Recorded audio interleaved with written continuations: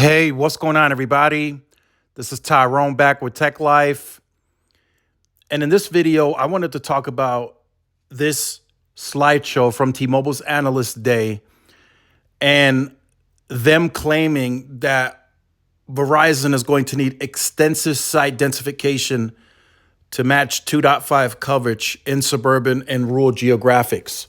So the reason I wanted to mention this is because does T-Mobile have a major problem, right? And I think the reason I wanted to also make this video is I think a lot of people misunderstood Neville's commentary at the Analyst Day.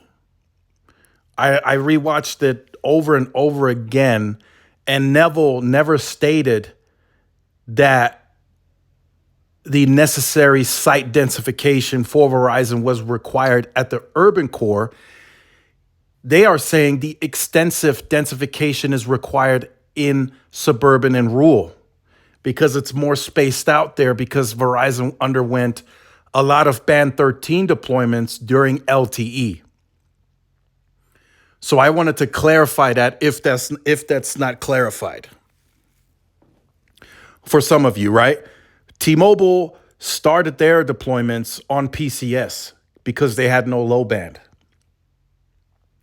So starting this deployment for T-Mobile, the 2.5, T-Mobile is already dense enough in those parts where they have coverage in the suburban rural environment to support the range of 2.5. And now, of course, low band as well. Verizon is going to have to really extensively densify, and I don't doubt that because I've seen Verizon's plan through 2024. It's massive. And most of that site densification is geared towards the suburban rural environment. Now, the reason I say does T-Mobile have a major problem is because the stuff that T-Mobile said at the Analyst Day Verizon would have to do, Verizon is doing it. They're spending that money, right? Neville said Verizon would have to fund the upgrades for the radios and all that out of their free cash flow, and they are doing that. Neville said, right here, it's on the slideshow, they would have to extensively densify in these parts. They are doing that. So that's why I think T-Mobile has a major problem on their hands when it comes to the leadership position, because maybe they underestimated what Verizon would really do. Maybe they didn't think that Verizon would go out and densify in these parts. Maybe they didn't think Verizon would spend such a significant amount at this Analyst Day to upgrade the radios as fast as they are.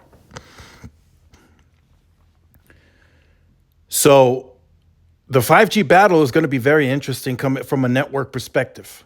Personally, like I said, I've already made my opinion. T-Mobile's days are numbered. I'm seeing it in my market. Verizon is extensively densifying additional areas in my market. And, I'm a mid-sized market. I'm not super densely populated here in El Paso, but Verizon does have high market share here. So they are densifying. There's sites now. There's parts of the city where there's like sectors that are a half a mile apart. Literally. And I spotted another rooftop site that that wasn't on my radar at all, that Verizon added. That in those areas, Verizon is ahead on densification, and maybe additional site densification is required for propagation at the urban level or the big city level.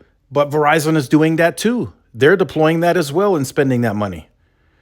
So from that perspective, again, I think T-Mobile has a major, major problem on their hands if they're wanting to continue the leadership throughout 5G, because Verizon is doing whatever is necessary to get to their own leadership and surpass T-Mobile. I don't even think it's much about the catching up part. I think they're going to surpass, because areas that they're deploying C-band in now, and from what I'm told, T-Mobile doesn't have any coverage in some of those parts where Verizon is now deploying C-band. And this is still very early on. Next year, like I said, it's going to be a massacre. Verizon is going to go nuts on the C-band deployment. And they're still deploying sites where needed. They're still deploying small cells, still deploying fiber, all while, scaling C-band. So that's the massive investment that Verizon is putting forth. So I think in order for T-Mobile to combat this, T-Mobile may have to consider spending more capital. They might have to. They might have to go to the 12, 13 billion next year if they want to maintain their leadership. And trust me, T-Mobile is following this very closely. As much as they, can gather information, research, the carriers do have certain tools where they can see like an overlay of maps where the other carriers have sites. So they know Verizon is coming. They're not just sitting there not realizing what's happening.